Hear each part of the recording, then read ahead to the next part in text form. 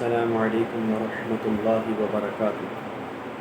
ایک بہت اہم مسئلے کی طرف توجہ دلانی مقصود ہے۔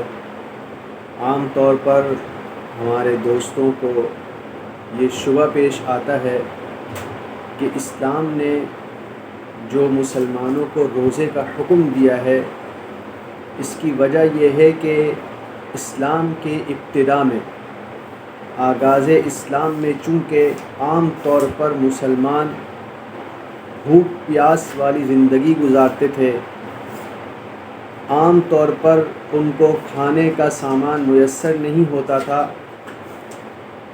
تو اسی بنا پر اسلام نے مسلمانوں کو روزے کا حکم دے دیا۔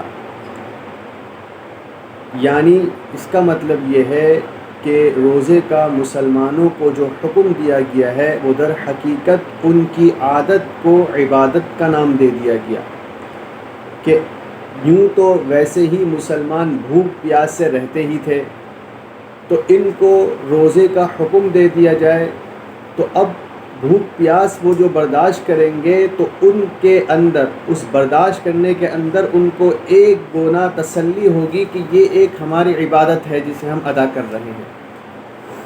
تو یہ تصور جو روزے کا دیا گیا ہے یہ بالکل غلط ہے۔ دو باتیں یاد رکھنی چاہیے۔ سب سے پہلے ہم یہ دیکھیں کہ روزے کا حکم فرض کب کیا گیا۔ تو یہ بات سب کو معلوم ہے کہ روزے کی فرضیت 2 ہجری میں ہوئی، یعنی حضور علیہ السلام جب مدینہ منورہ ہجرت فرما گئے تو ہجرت کے دوسرے سال اللہ تعالیٰ نے ایمان والوں پر روزے کو فرض کیا۔ دوسری بات یہ یاد رکھیں کہ اسلامی عبادات در حقیقت روحانی بیماریوں کی دوا ہے، اور یہ بات بالکل مسلم ہے کہ دوا اس وقت استعمال کی جاتی ہے جب بیماری لاحق ہو جائے یا بیماری کے آثار شروع ہو جائے۔ اب آپ مکہ کی زندگی پر غور کریں۔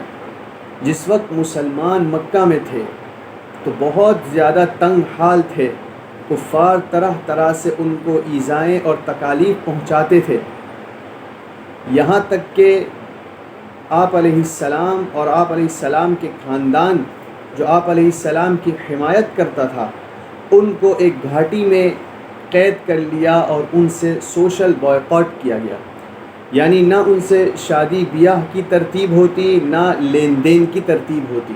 تو یہ وہ زمانہ تھا جب مسلمان انتہائی پریشانی کے ساتھ زندگی گزار رہے تھے، اور عرب کی حالت جو تھی، یعنی آپ مکہ مکرمہ کو دیکھیں، وہ ایک پتھریلی زمین ہے، وہاں عام طور پر کھانے کی فراوانی نہیں ہوا کرتی تھی۔ تو یہ بہت مناسب موقع تھا مسلمانوں کی اس زندگی کو دیکھتے ہوئے کہ اس وقت ان کو روزے کا حکم دے دیا جاتا۔ لیکن آپ اس بات کو سمجھ چکے ہیں کہ روزے کا حکم مکہ میں نہیں آیا تھا، بلکہ ہجرت کے بعد مدینہ منورہ میں آیا تھا، جبکہ زیادہ مناسب تو یہ تھا کہ اس وقت جب مسلمان اس طرح زندگی بسر کر رہے تھے کہ کھانے کی چیزیں بھی صحیح طرح سے میسر نہیں تھی، اس وقت ان کو روزے کا حکم دے دیا جاتا۔ لیکن اس وقت مکہ میں جو حکم آیا تھا وہ صرف نماز کا تھا، نہ کہ روزے کا۔ حالانکہ اگر آپ دیکھیں تو روزہ وہ عبادت ہے کہ اگر ایک آدمی روزے سے ہو تو اس کے اور اللہ کے علاوہ عام طور پر کسی کو پتہ بھی نہیں چلتا، اور یہ وہ زمانہ تھا جب کفار مسلمانوں کی کھلے عام دشمنی میں مبتلا تھے۔ تو اگر اس وقت روزے کا حکم دے دیا جاتا اور اس فاقہ کشی کے عالم میں مسلمان روزہ رکھتے تو کسی کو پتہ بھی نہیں چلتا، کوئی مقابلے کی صورت بھی پیش نہیں آتی۔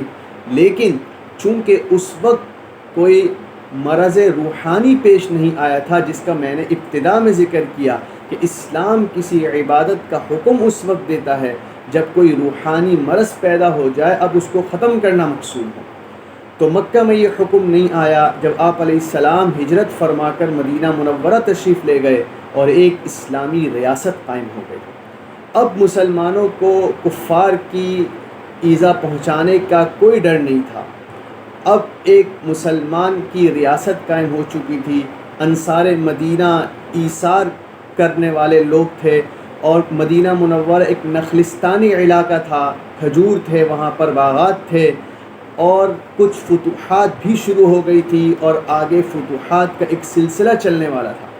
تو اب دنیا مسلمانوں کے پاس دوڑ کے آنے لگی تھی، اب قریب آ رہی تھی، اب اصلی صورت میں نمایاں ہو رہی تھی۔ اب وہ بات آپ ذہن میں رکھیے کہ اسلام کسی عبادت کا حکم کب دیتا ہے؟